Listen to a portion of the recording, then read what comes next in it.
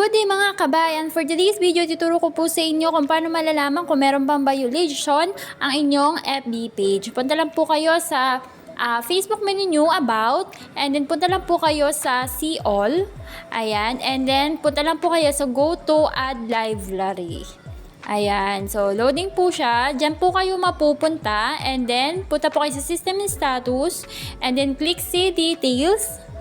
Ayan. So, loading lang po siya. Then, eto na po siya mga kabayan. Yung tatlong check. Ayan. Since wala po akong violation, dyan nyo po malalaman kung meron kayong violation at lalabas po dyan kung ano po yung violation nyo at kailangan nyo po yung deletein agad-agad para po maging eligible po ang inyong FB page at para kumita po kayo dito sa FB at Reels. Yun lamang kabayan!